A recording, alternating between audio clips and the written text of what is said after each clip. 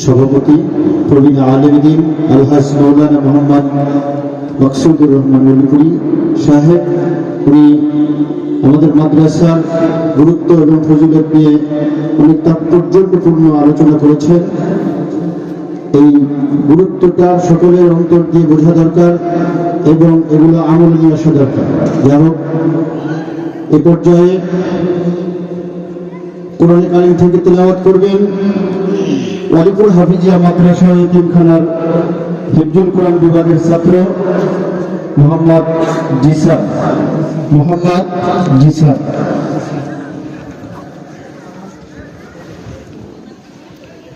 আসসালামু আলাইকুম ওয়া রাহমাতুল্লাহি ওয়া বারাকাতুহু।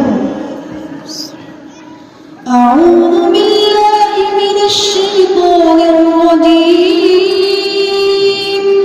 বিসমিল্লাহির রাহমানির রাহিম। আর-রাহমান আল্লামাল কুরআন খালাকাল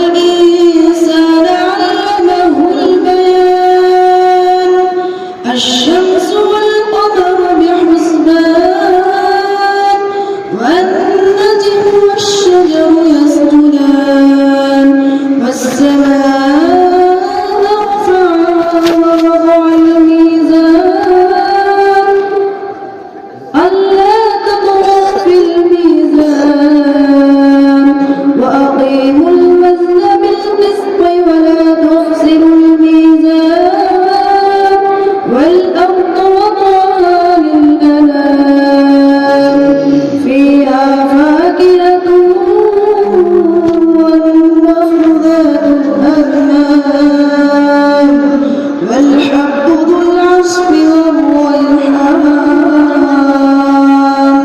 فبأي آلاء ربكما تكذبان صدق الله العظيم। আসসালামু আলাইকুম ওয়া রাহমাতুল্লাহি ওয়া বারাকাতুহু।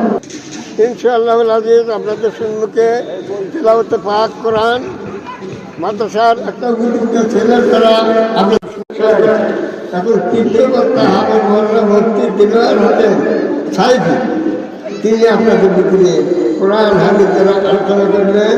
আসসালামু আলাইকুম ওয়া রাহমাতুল্লাহি ওয়া বারাকাতুহু।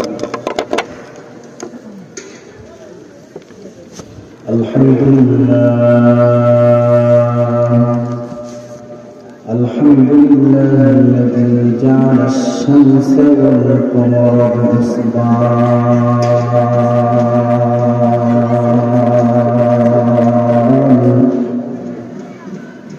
والنجم والشجر يسجدان وفضل زمانا على زمان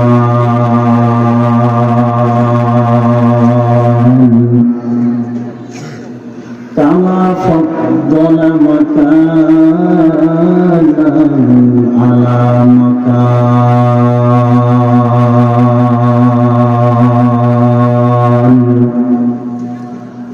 وإنسانا على إنسان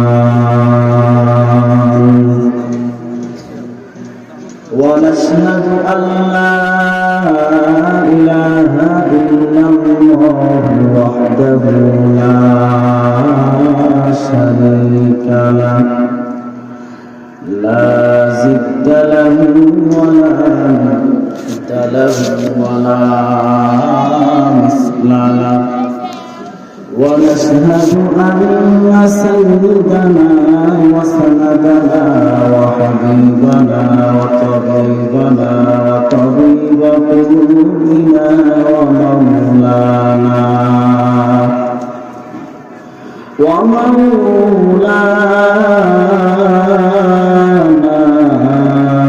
محمدا عبده ورسوله أرسله الله تعالى بالحق بشيرا ونذيرا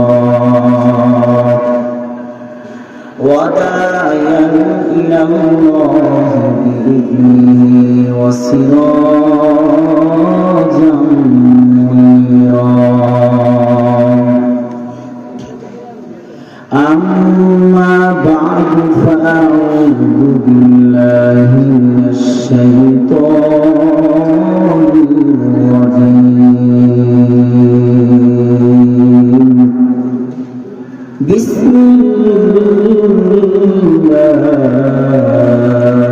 الرحمن الرحيم كل نفس ذائقة الموت ثم إلينا ترجعون وعن أبي هريرة رضي الله تعالى عنه قال قال رسول الله صلى الله عليه وسلم إذا مات الإنسان انقطع عنه عمله إلا من صدقة زانية أو علم ينفع به أو ولد صالح وعن علي رضي الله تعالى عنه قال رسول الله صلى الله عليه وسلم من قرأ القرآن فاستظهره فأحل حلاله وحرم حرامه أدخله الله الجنة وشفعه في عشر من أهل بيته كلهم قد وجبت لهم النار وقال تعالى في شان حبيبه ومحبوبه ومعشوقه مخبرا وآمرا إن الله وملائكته يصلون على النبي يا أيها الذين آمنوا صلوا عليه وسلموا تسليما شغلة الشرك اللهم صل على محمد وعلى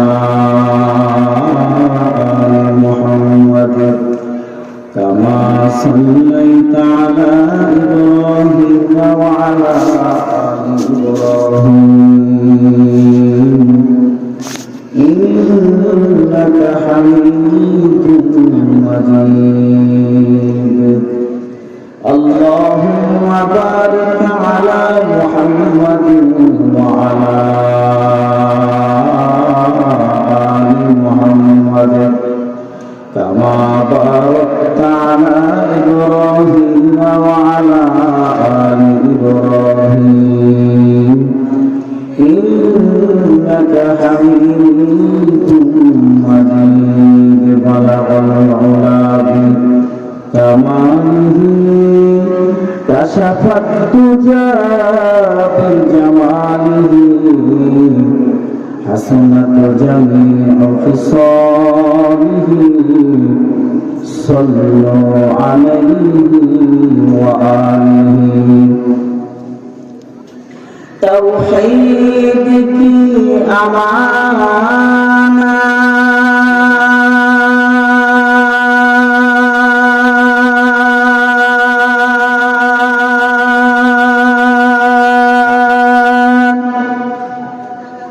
सीनों में है हमारा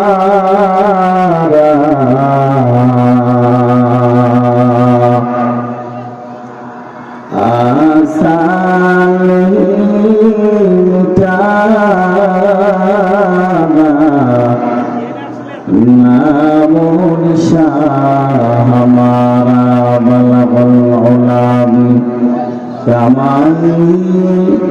كشف الدجى بجماله حسنت جميع خصاله صلوا عليه وآله বাসে ছিল গাছে ছিল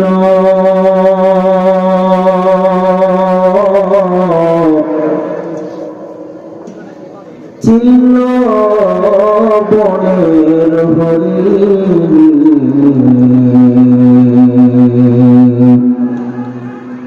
মানুষ হয়ে চিনারে আমার দয়ার নবীজি বালাবল ওলাবি তামানিহি কাশাফাত তুজা বিজামালিহি হাসানাত জামিউ খিসালিহি সাল্লু আলাইহি ওয়া আলিহি তো জিকির করি লা ইলাহা ইল্লাল্লাহ অন্তর একটু জিকির করি লা ইলাহা ইল্লাল্লাহ লা ইলাহা ইল্লাল্লাহ লা ইলাহা ইল্লাল্লাহ লা ইলাহা ইল্লাল্লাহ লা ইলাহা ইল্লাল্লাহ লা ইলাহা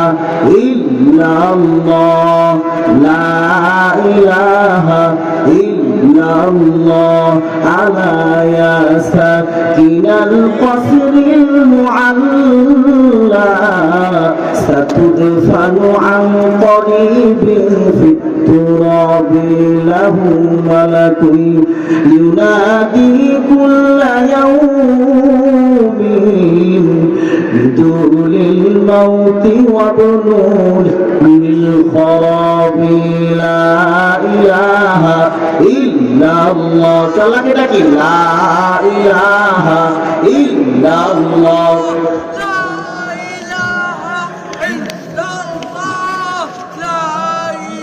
আপন আপন কারে ভাবো রে মন কেউ তো তোমার এত আপন না মৃত্যুর পরে ওই কবরে আপন কেহ রবে না আপন রবে আল্লাহ তাআলা আপন রবে আমল নামা আর তো কিছুই রবে না লা ইলাহা ইল্লাল্লাহ অন্তর পড়ে আল্লাহকে ডাকি লা ইলাহা ইল্লাল্লাহ এদিক সেদিক যারা ঘোরাফেরা করতেছে আমরা সকলে মজমায় এসে বসে যাই লা ইলাহা ইল্লাল্লাহ লা ইলাহা ইল্লাল্লাহ মুহাম্মাদুর রাসূলুল্লাহ সকলে বলি সাল্লাল্লাহু আলাইহি ওয়াসাল্লাম সমস্ত প্রশংসা মহান আল্লাহ জাল্লা শানহু যে আল্লাহ পাক রব্বুল আলামিন আমাদেরকে মহব্বত করে ভালোবেসে অলিপুর হাফিজিয়া মাদ্রাসা ও ইতিমখানা উন্নতি কল্পে ২৭তম বার্ষিকী তাফসীরুল কোরআন মাহফিলে এসে কিছু কথা বলা ও শোনার তৌফিক দান করলেন, সুযোগ করে দিলেন। সে মহান রব্বুল আলামিনের দরবারে অন্তরের স্থল থেকে ঈমানের আওয়াজে উঁচু কণ্ঠে জবান খুলে সকলে বলি আলহামদুলিল্লাহ। আর একটু জোরে বলি আলহামদুলিল্লাহ। এখনো অনেক মানুষ গুনাহের ভিতরে আছে। মাহফিল তো প্রত্যেক দিন হয় না, বছরে একদিন। এরপরেও কত হতভাগা গুনাহের ভিতরে এখনো লিপ্ত আছে।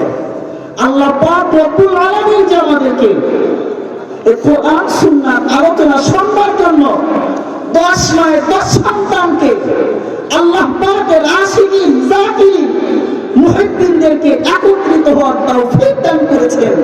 সে মহান রব্বুল আলামিনের দরবারে আমার অন্তরস্থল থেকে সকলে শুকরিয়া জ্ঞাপন করে বলি আলহামদুলিল্লাহ। আর একটু জোরে আওয়াজ দিয়ে বলি আলহামদুলিল্লাহ।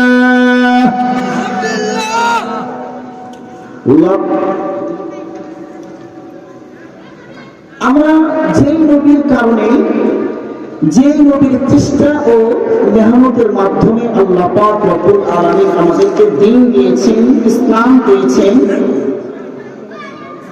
যেই নবীর আদর্শ ও তরিকার মধ্যে রয়েছে মানব জাতির কল্যাণ, যেই নবীর উম্মত হওয়ার জন্য সমস্ত পয়গম্বর পর্যন্ত আল্লাহর কাছে দরখাস্ত করেছিলেন, আল্লাহ পাক রব্বুল আলামিন আমাদেরকে বিনা দরখাস্তে ওনার উম্মত হওয়ার তৌফিক দান করেছেন।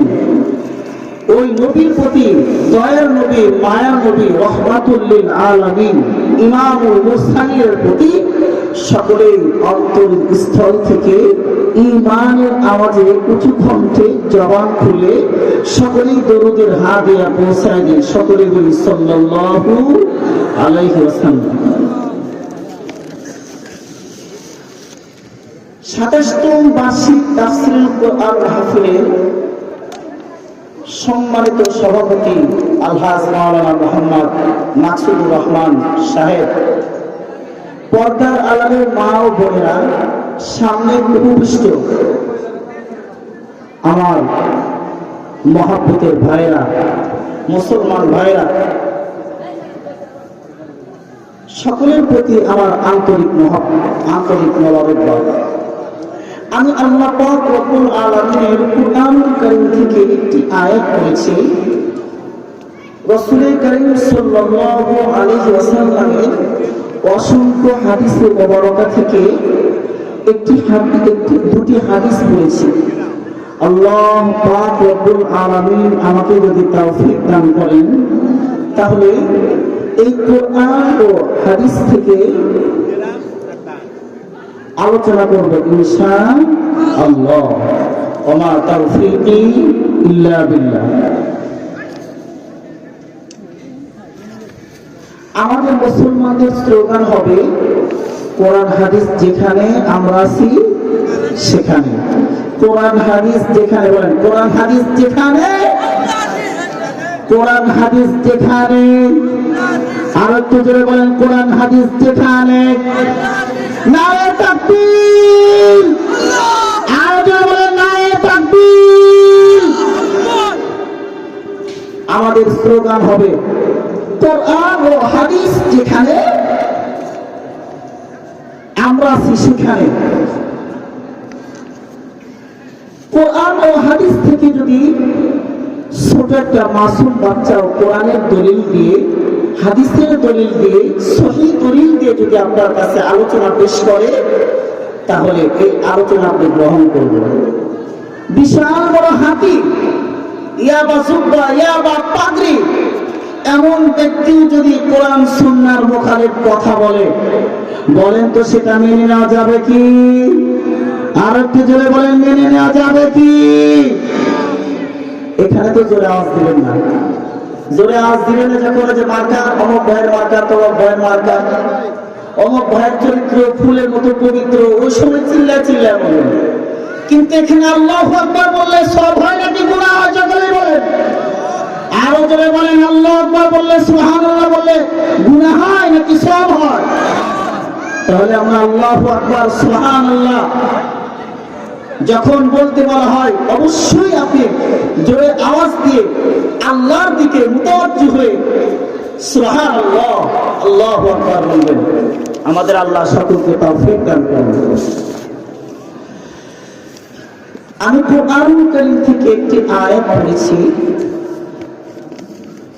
পৃথিবীতে মানুষ হিন্দু বলেন, খ্রিস্টান বলেন, বৌদ্ধ বলেন, ইহুদি বলেন, নাসারা বলেন, সমস্ত বেঈমান যদিও আল্লাহ পাক রব্বুল আলামিনকে বিশ্বাস করে না, আল্লাহ পাক রব্বুল আলামিনের কালামুল্লাহকে বিশ্বাস করে না, কিন্তু কালামুল্লাহর ভিতরে একটি আয়াত রয়েছে, যে আয়াতটিকে বেঈমান বলেন, নাস্তিক বলেন, আস্তিক বলেন, সকলেই বিশ্বাস করে।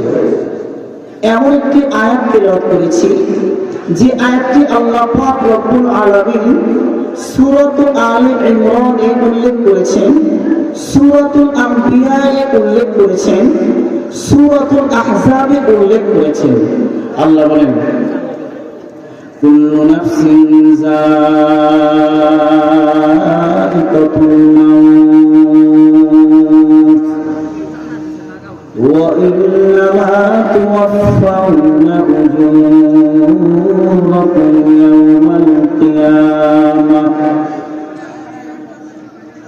ফামান যুহজিহা আনিন নারি ওয়া উদখিলাল জান্নাতা ফাকাদ ফাজ ওয়া মাল হায়াতুদ দুনিয়া ইল্লা মাতাউল গুরুর। সূরাতুল আম্বিয়ায়ে আল্লাহ পাক রব্বুল আলামিন বলেন, কুল্লু নাফসিন যায়িকাতুল মাউত ওয়া নাবলুকুম বিশ-শাররি ওয়াল খায়রি ফিতনাহ ওয়া ইলাইনা তুরজাউন। আল্লাহু আকবার বলে। সূরাতুল আহজাবে আল্লাহ বলেন, কুল্লু নাফসিন যায়িকাতুল মাউত সুম্মা ইলাইনা তুরজাউন।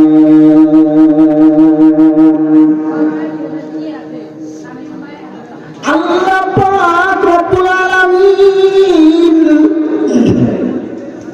সূরাতু আলে ইমরানের, সূরাতুল আম্বিয়া, সূরাতুল আহজাবে আল্লাহ পাক রব্বুল আলামিন সমস্ত প্রাণীদেরকে আল্লাহ পাক রব্বুল আলামিন বলছেন, কুল্লু নাফসিন যায়িকাতুল মাউত সুম্মা ইলাইনা তুরজাউন।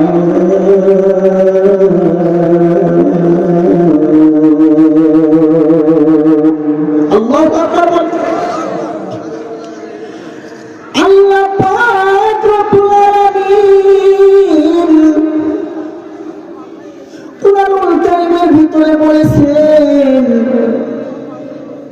হায়ওয়ানে নাতে হায়ওয়ানে বাইরে নাতে,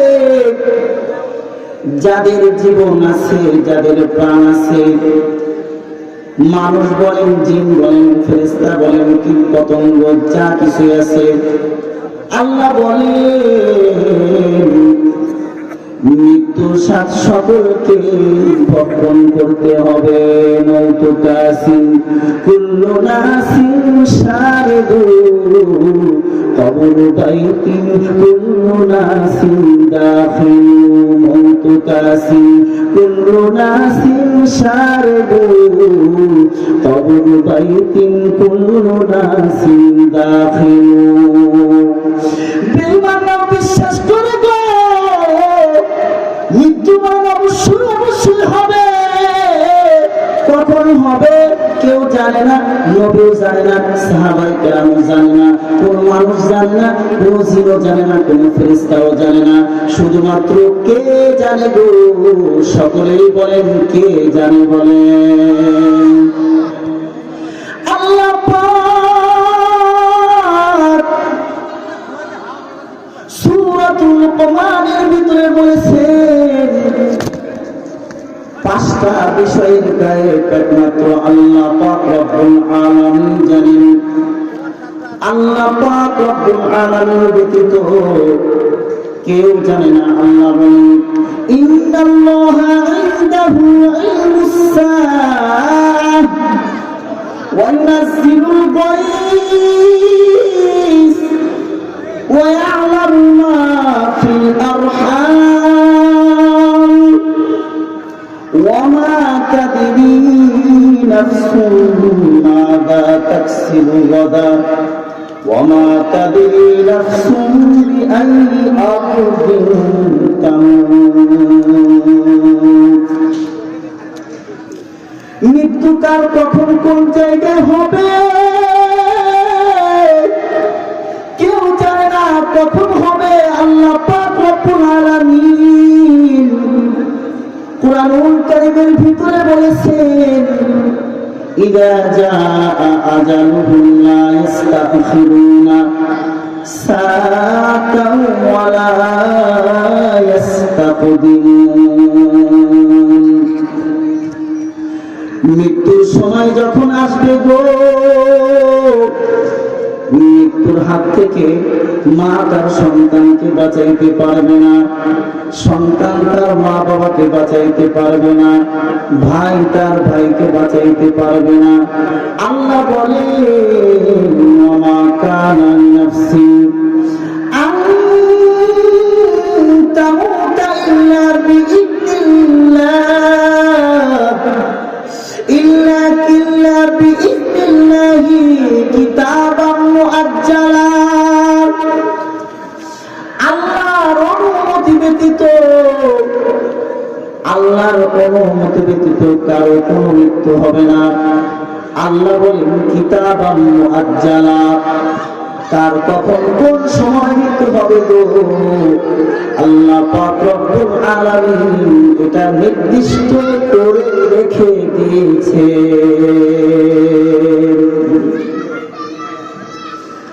আল্লাহ পাক অপরাধের ভিতরে বলেছেন আইনামা তাকুনু ইউদরিকুমুল মাউত। বান্দা তুমি মৃত্যুর হাত থেকে বাঁচার জন্য যদি শক্তিশালী দুর্গের ভিতরে পালাও, ও বান্দা আমি আল্লাহ তোমাকে সেখান থেকেও পাকড়াও করব। আল্লাহ রাসূল সাল্লাল্লাহু আলাইহি ওয়াসাল্লাম বলেছেন আল-রিজকু মাকসুম,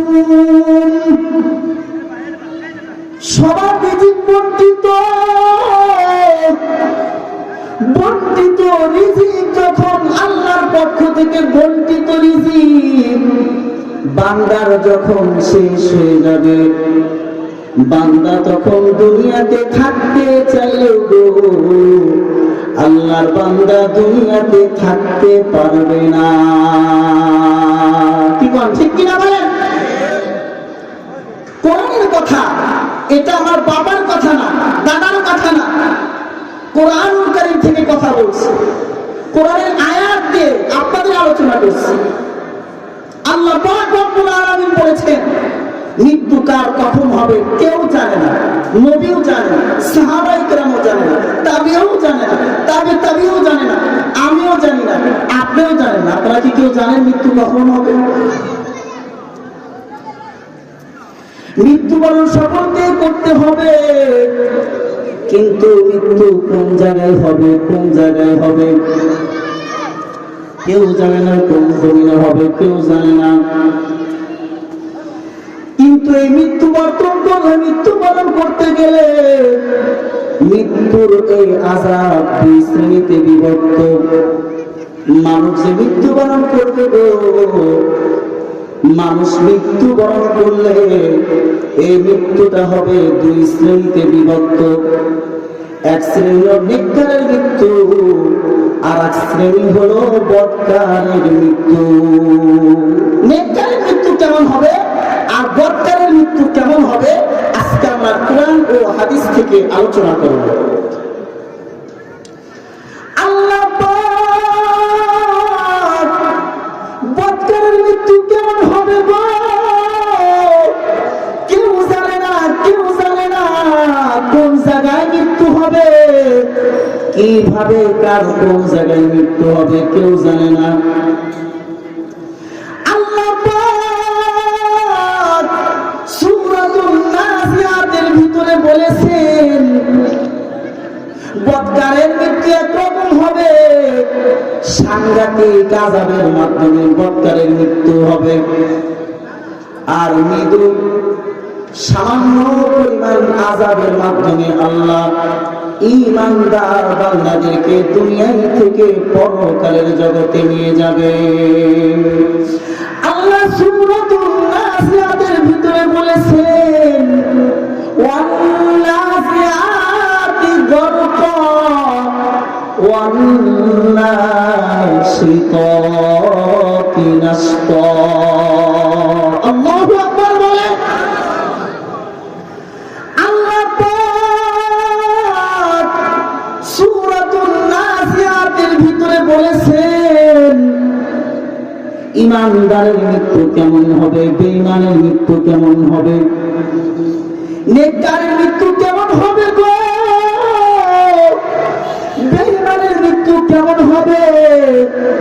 আল্লাহ পাক রব্বুল আলামিন বিশ্ব নবীর মাধ্যমে 1450 বছর পূর্বে গো আল্লাহ পাক রব্বুল আলামিন জানিয়ে দিয়েছেন। আল্লাহ বলেন ওয়ান্নাসিয়াতি গরকা, সজরে চাপ দিয়ে সজরে ডুব দিয়ে জান বের করনেওয়ালা ফেরেশতা। ওয়ান্নাশিতাতি নাশতা,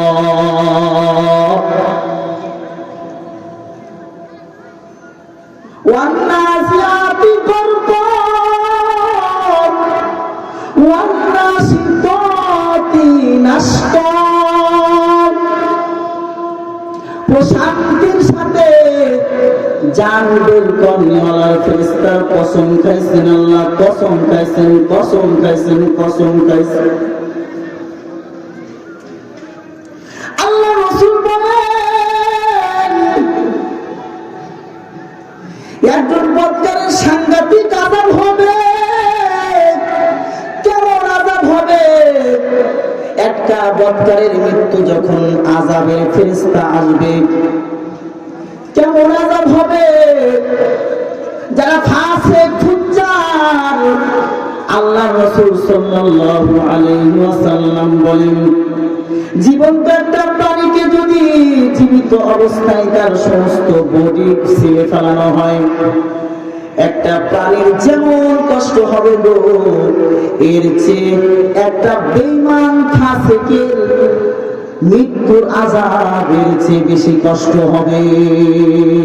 নাউজুবিল্লাহ বলেন। আল্লাহ পাক সূরাতুন নাসিয়াতের ভিতরে বলেছেন সজরে ডুব দিয়ে জান চাপ দিয়ে বের করনেওয়ালা ফেরেশতা। মুফাসসিরিনে কিরামগণ বলেছেন, মুফাসসিরিনে কিরামগণ বলেছেন, তাফসীর করেছেন কিভাবে জান বের করবে, কিভাবে বেঈমানের জান বের করবে। আপনারা কি শালক খেয়েছেন? শালক শালক খেয়েছেন না? দেখেন না শালক কি উপরে মাটির উপরে ধরে শুকনায় নাকি পানির ভিতরে? অবশ্যই পানির ভিতরে। কেউ যদি শালক খেতে চায়, শালক যদি উত্তোলন করতে চায়, তাহলে তাকে কি করতে হবে? অবশ্যই পানির ভিতরে সজরে ডুব দিয়ে শালক গাছ ধরে বা শালক ধরে টান দিয়ে এই শালকটাকে উঠাইতে হবে, ঠিক কিনা বলেন? ওই সময় শালক গাছের যে রক, যে জট আছে, টাস টাস টাস করে ছিটতে থাকে, ঠিক কিনা কর? মুফাসসিরিনে কিরামগণ বলেছেন একজন বেঈমান বৎকার আল্লাহর হুকুম যিনি মানেন না, আল্লাহ পাক রব্বুল আলামিনের নির্দেশ অনুযায়ী চলে না, এই ব্যক্তির কাছে যখন ফেরেশতা আসবে, জাহান কবজের ফেরেশতা মালাকুল মউত বড় ভয়ঙ্কর অবস্থায় আসবে। ইমাম রাজি রাহমাতুল্লাহ আলাইহি তার কিতাবের ভিতরে লিখছেন এই ব্যক্তির কাছে যখন আজরাইল আলাইহিস সালাম মালাকুল মউত যখন আসবে, মালাকুল মউত বড় ভয়ঙ্কর অবস্থায় মালাকুল মউত এই ব্যক্তির কাছে আসবে। মালাকুল মউত যখন আসবে, আল্লাহর বান্দার জান, আল্লাহর বান্দার প্রাণ বিভিন্ন অঙ্গ প্রত্যঙ্গের ভিতরে পালাইতে থাকবে, বিভিন্ন অঙ্গ প্রত্যঙ্গের ভিতরে পালাইতে থাকবে। 500 জন ফেরেশতা ওই আল্লাহর বান্দাকে চাপ দিয়ে ধরবে, জান বের করার জন্য চাপ দিয়ে আযাবের ফেরেশতা ধরবে। আল্লাহর বান্দা বলবে, আমার ধন সম্পদ যা কিছু আছে সব কিছু নিয়ে যাও, আমার টাকা পয়সা যা কিছু আছে গো সব কিছু নিয়ে যাও, কিন্তু আমাকে তুমি ছেড়ে দাও, আর আযাব দিও না, আর আযাব দিও না। বলবে না, তুই যে একজন ফুজ্জার ফাসিক, আল্লাহর কথা অনুযায়ী চলো নাই। আজকে ওলিপুর হাফিজিয়া মাদ্রাসার মাহফিল অনেকে এখনো ইন্টারনেটের ভিতরে, ফেসবুকের ভিতরে, বিভিন্ন জায়গায় গুনাহের ভিতরে লিপ্ত আছে। এ মুসলমান, মুফাসসিরিনে কেরামগণ বলেছেন ওই আযাবের ফেরেশতা আল্লাহর বান্দার কাছে আসবে, জান যখন বিভিন্ন অঙ্গে প্রত্যঙ্গে পালাইতে থাকবে, এই সময় আযাবের ফেরেশতা আল্লাহর বান্দার বডির ভিতরে সজোরে ডুব দিয়া টান দিয়ে চাপ দিয়ে জানটা বের করে জাহান্নামীদের স্থান সিজ্জিনে নিয়ে যাবে। আল্লাহ বলেন, অনেকে বলেন যে মানুষ মৃত্যুবরণ করলে, ফার্স্ট ডে মৃত্যুবরণ করলে সে ভূত হয়, পেতনি হয়ে যায়। কেউ কাউকে যদি মেরে ফেলায় তারপরও সেটা নাকি ভূত পেতনি হয়ে যায়। না না না, কোরআনে এমন কোন দলিল নাই, এমন কোন প্রমাণ নাই, বরং আল্লাহ পাক রব্বুল আলামিন কোরআনের ভিতরে বলেছেন, কাল্লা ইন্না কিতাবাল ফুজ্জারি লাফি সিজ্জিন। যদি ফুজ্জার ফাসিক হয়, বেঈমান হয়, তাহলে আল্লাহ পাক রব্বুল আলামিন তার প্রাণটা বের করিয়া ডাইরেক্ট জাহান্নামীদের রূহ যেখানে থাকে সিজ্জিনে নিয়ে যায়। নাউজুবিল্লাহ বলেন। মানুষ মৃত্যুবরণ করার পর হয়তো সিজ্জিনে যাবে, নয়তো ইল্লিনে যাবে, নয়তো সিজ্জিনে যাবে, নয়তো ইল্লিনে যাবে। কেউ ভূত হয় না, কেউ পেতনিও হয় না। হয়তো আল্লাহ তাকে আযাব দিবে, নয়তো তার আল্লাহ পাক রব্বুল আলামিন জান্নাতীদের স্থান ইল্লিনে নিয়ে যাবে। এটা হলো বেঈমানের আযাব। ইমানদারের আযাব কেমন হবে? এ ভাই, মনটা একটু বুঝান, আর কয়েকদিন দুনিয়ায় থাকবেন, আর কয়েকদিন দুনিয়ায় থাকবেন। এ মুসলমান, আমার মসজিদের সভাপতি, আমাদের সভাপতি কি নাম? আব্দুল হামিদ ভাই। এখানে আসার পর দেখলাম দুনিয়া থেকে চিরদিনের জন্য চলে গেল। মুসলমান আল্লাহর গোলাম, কিছুদিন পূর্বে আমাদের বন্ধু ভাই অন্ধকার কবরে চলে গেল। প্রত্যেকদিন পত্রিকায় লাশ, প্রত্যেকদিন দেখেন পত্রিকার ভিতরে অমুক মরছে, অমুক মরছে, কেউ অ্যাক্সিডেন্ট হয়ে মারা গেছে। এই যুবক, কেউ কাউকে হত্যা করছে, বিভিন্ন ভাবে যুবক যুবতীর লাশ। অন্তরটা একটু বোঝান, মনটা একটু বোঝান, কখন বলি কোন সময় অন্ধকার কবরে যে চলে যেতে হয়। সেদিন ওই ধানগড়া যুবক খাওয়া দাওয়া করে ঘুমাইছে, ঘুম থেকে স্ত্রী স্বামীকে যা বলে, স্বামী আমার উঠে ইফতির খানা খান, যা দেখে স্বামী আর কথা বলে না। যুবক স্বামী দুনিয়া থেকে অন্ধকার কবরের পথের প্রতীক হয়ে গেছে। কবর পথে যাত্রী তুমি,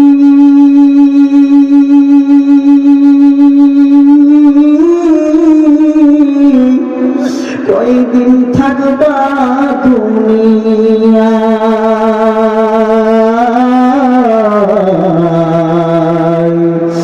আজরাইল তো সবার পিছে ঘুরছে সর্বদাই। আজরাইল তো সবার পিছে ঘুরছে সর্বদাই। বলেন আজরাইল তো আমার পিছে ঘুরছে সর্বদাই। আজরাইল তো আপনার পিছে ঘুরছে সর্বদাই। মালিক যখন হুকুম দিবে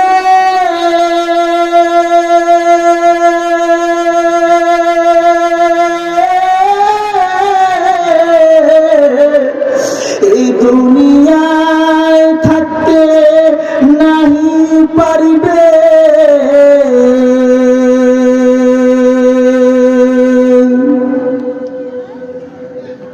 নীরব জায়গায় বসে তুমি ভাবো নিরালয়।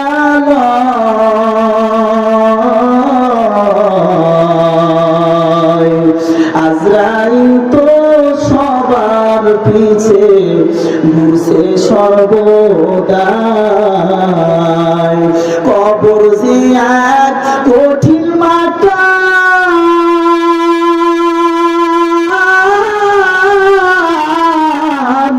পড়বে ধরা পাপী তামাম। ছলছাতুরি করার মতো, ধোঁকাবাজি করার মতো সে তো জায়গা নয়।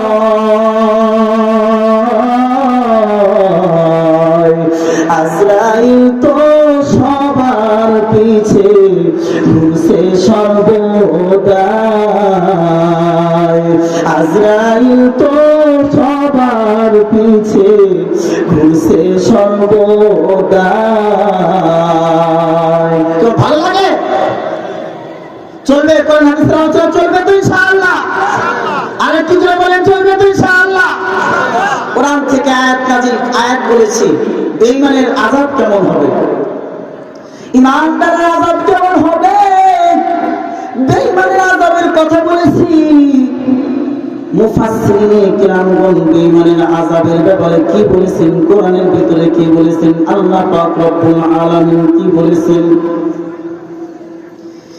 ঈমানদারের আযাব কেমন, বেঈমানের আযাব কেমন, আল্লাহ পাক রব্বুল আলামিন বলেন ওয়ান নাশিতাতি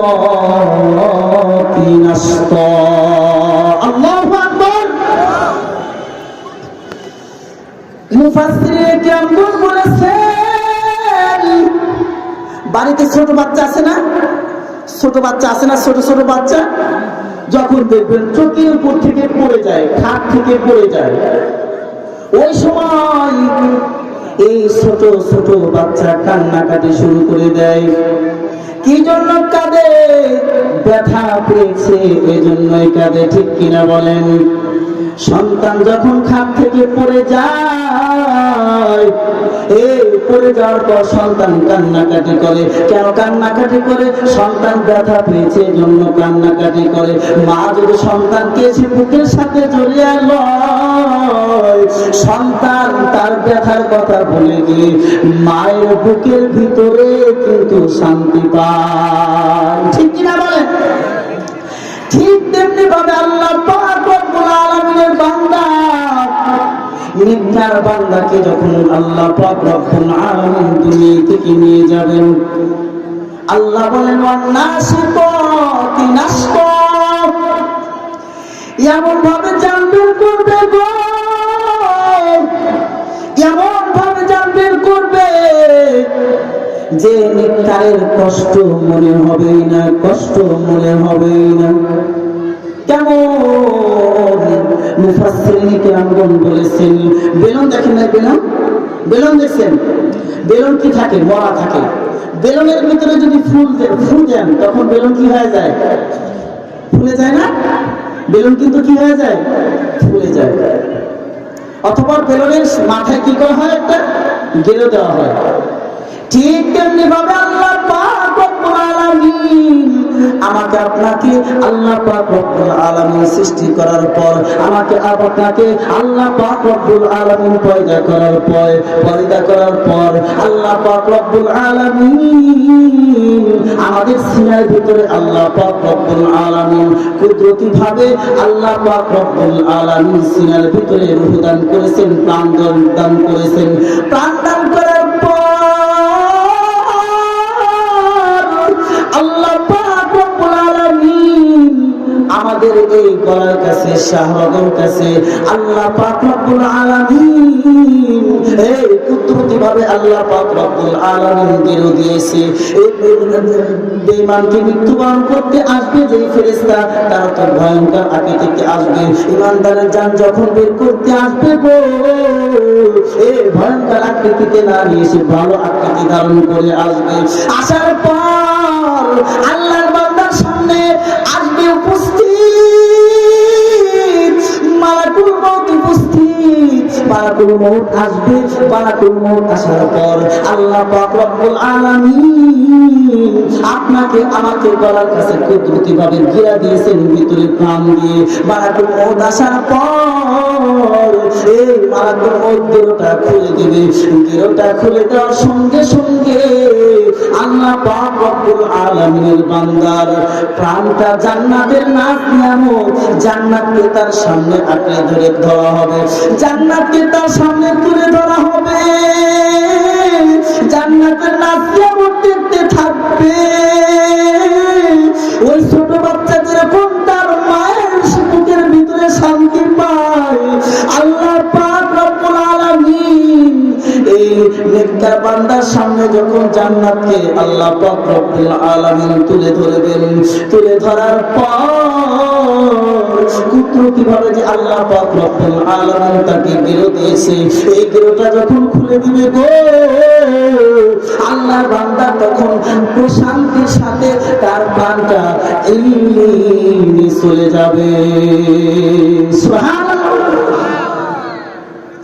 এ মুসলমান, মৃত্যুর আলাম সকলকে বরণ করতে হবে গো।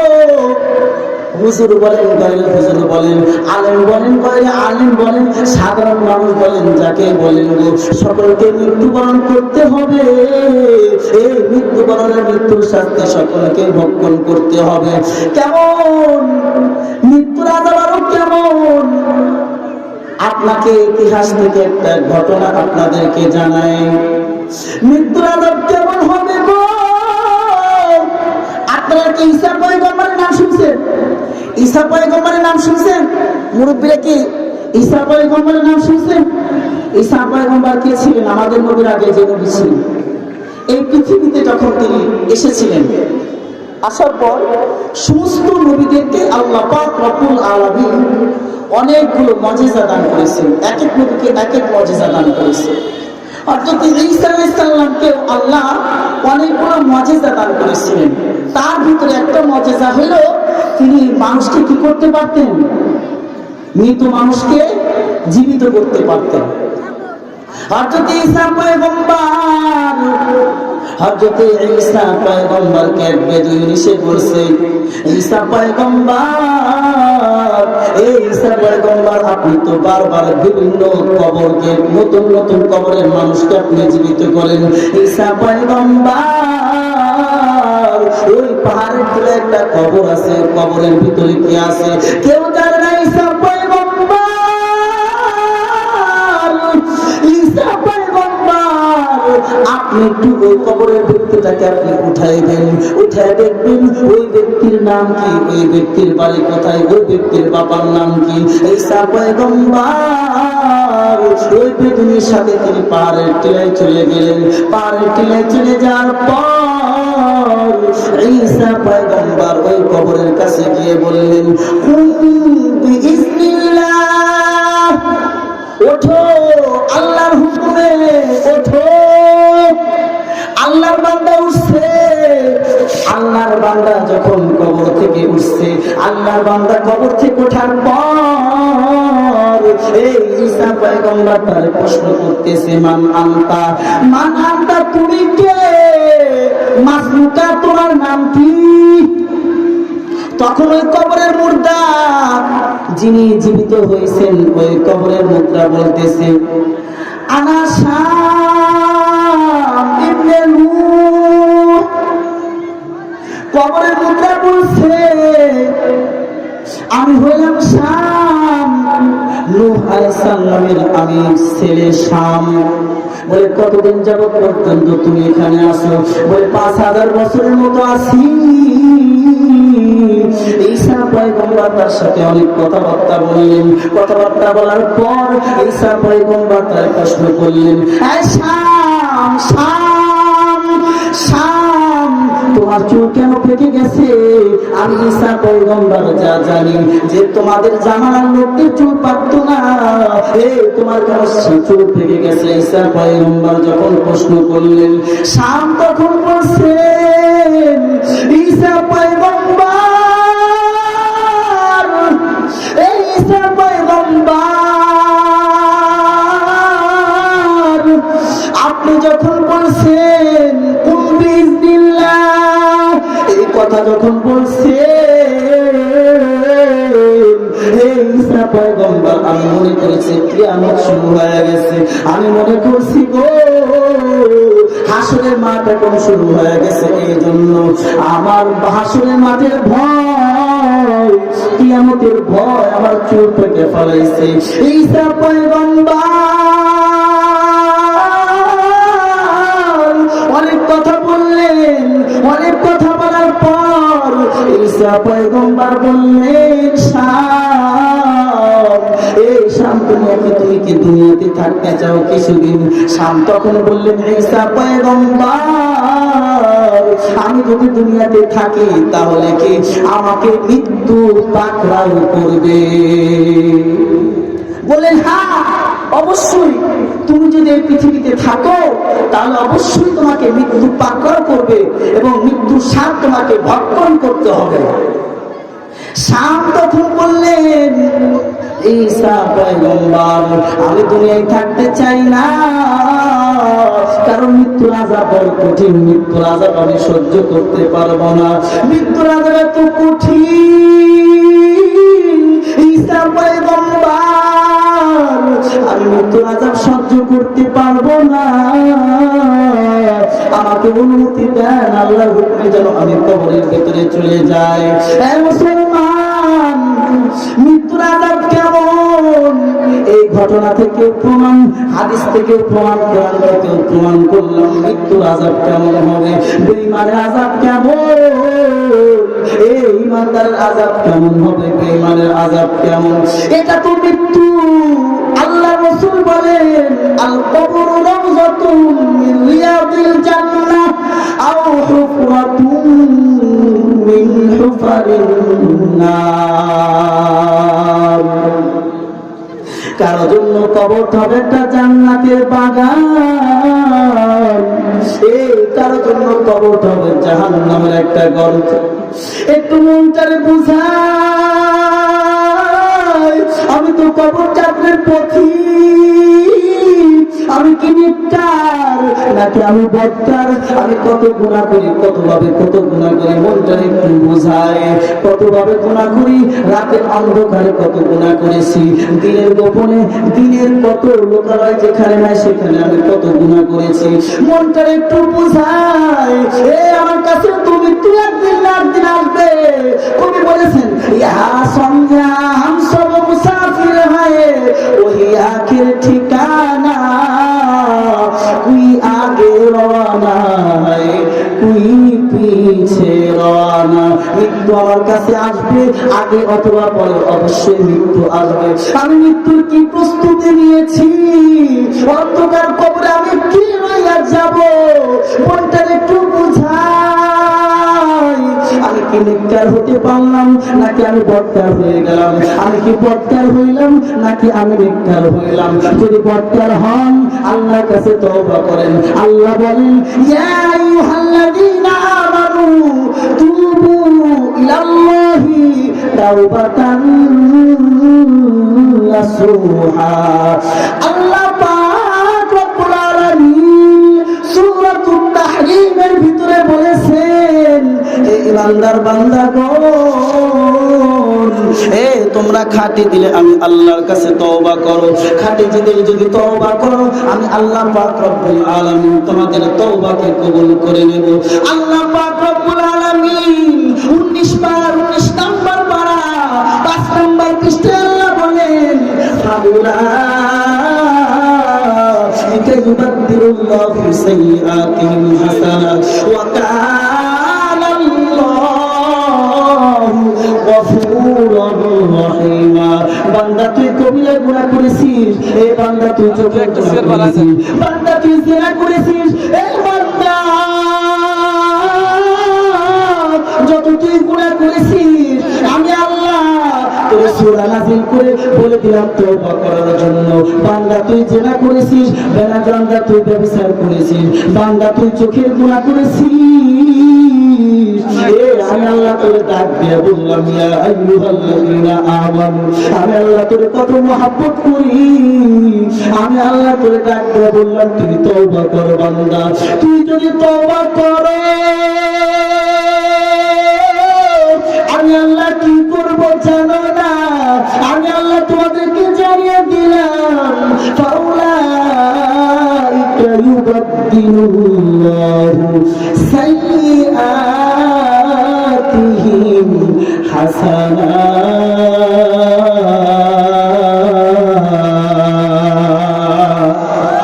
আরো বলে আল্লাহু আকবার।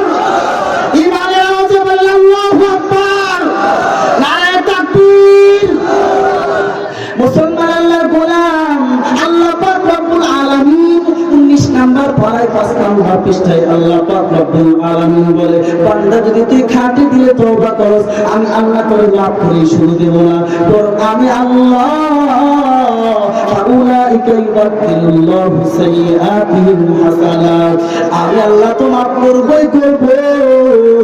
আমি আল্লাহ প্রত্যেকটি গুনার পরিবর্তে আমি আল্লাহ নেক দান করব।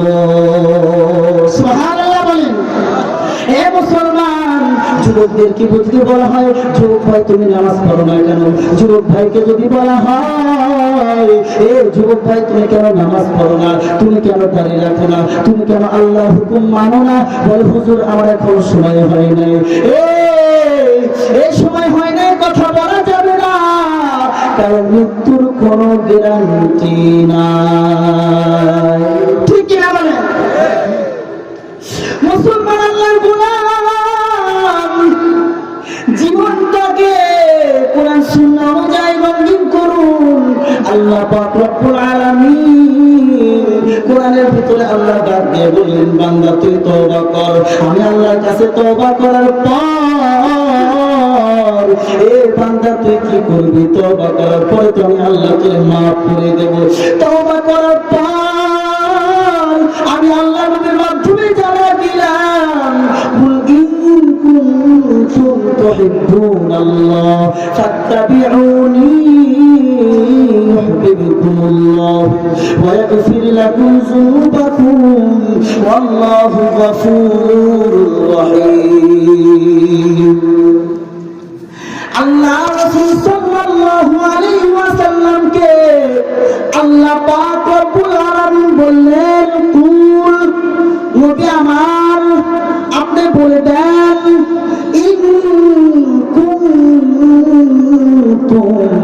তুহিব্বুনাল্লাহ।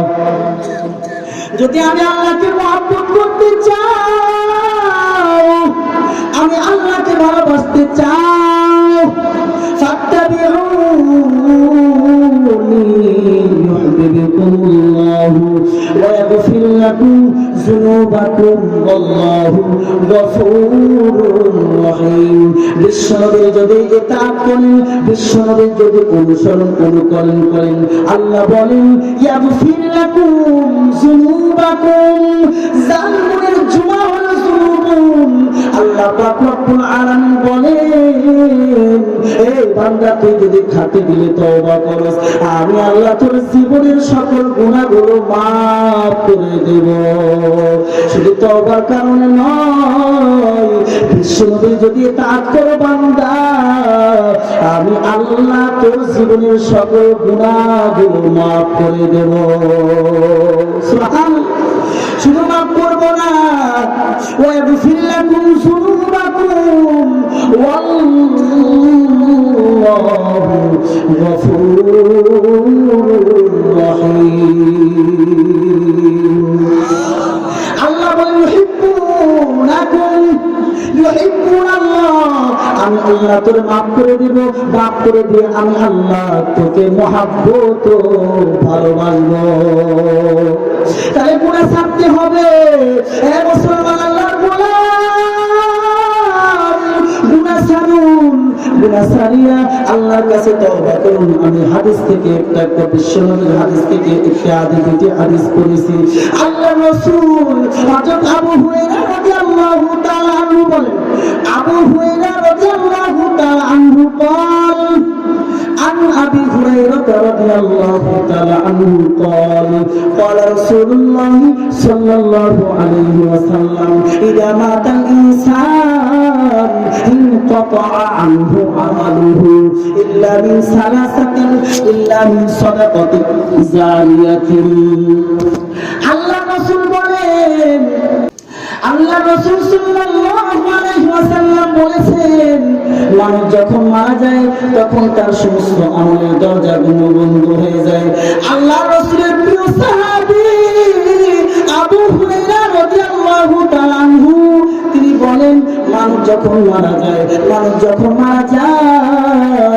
ইদা মাতাল ইনসান ইনকাতা আনহু আমালু তার সমস্ত আমলের দরজা বন্ধ হয়ে যায় ইল্লা মিন সালাসাতিন তবে তিনটা আমলের দরজা জারি থাকে ইল্লা মিন সাদাকাতিন জারিয়াতিন আল্লাহর রাস্তায় দান করা মসজিদ নির্মাণ করেছেন মাদ্রাসা নির্মাণ করেছেন সদকা জারিয়া যতদিন পর্যন্ত মসজিদ থাকবে ততদিন পর্যন্ত আপনি যদি দুনিয়ায় নাও থাকেন আল্লাহ পাক রব্বুল আলামিন এই মসজিদের ভিতর থেকে অনেকেই ওয়াজ মাহফিল শুনিয়ে মসজিদের ভিতরে আলোচনা শুনে অনেকেই নামাজ ঠিক করবে অনেকেই দোয়া কালাম ঠিক করবে অনেকেই হেদায়েতের পথে আসবে হে মুসলমান আল্লাহ পাক রব্বুল আলামিন বলেন বিশ্বনবীর মাধ্যমে জানিয়ে দেন আল্লাহর বান্দা যদি দুনিয়া নাও থাকে এই আল্লাহর বান্দা সদকা জারিয়া করার কারণে আল্লাহ পাক রব্বুল আলামিন তার পরকালের অ্যাকাউন্টে নেকির অ্যাকাউন্টে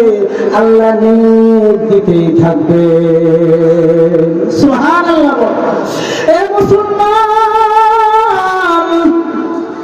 মাদ্রাসায় দান করেন না কেন যে মসজিদে দান করেন না কেন এই আপনি খাইছেন পায়খানা করছেন ভুলে গেছে শেখ সাদি রহমাতুল্লাহ আলাইহি বলেন আল্লাহর বান্দা খাইছে আর আল্লাহর বান্দা যান আল্লাহর রাস্তায় যায় দান করছেন এটাই হলো বান্দার থেকে যায় আর বাকি যা কিছু করছে গো এই বান্দা গুনাহের ভিতরে লিপ্ত করছে বান্দা গুনাহের ভিতরে লিপ্ত করে এ মুসলমান গুনাহের ভিতরে লিপ্ত কত টাকা পয়সা ফুরাইছো আল্লাহর বান্দা আলিপুর হাফিজিয়া মাদ্রাসার উপলক্ষ করে আজকে উন্নতি কল্পে মাহফিল করা হয়েছে মুসলমান আল্লাহর গোলাম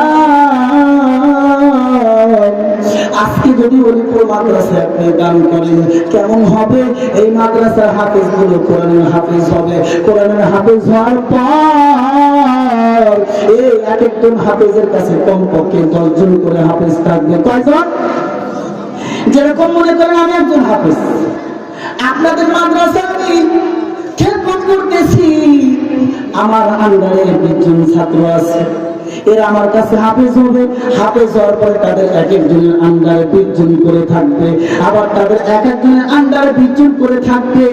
এই 24টা ঘন্টা কোরআন পড়বে, আল্লাহর কোরআন পড়বে, আল্লাহর কোরআন পড়বে। বান্দা যদি দুনিয়ায় না থাকে গো, এ মুসলমান মনটা একটু বুঝাও যে নিজের সন্তানটাকে হাফেজ বানাতে পাও নাই।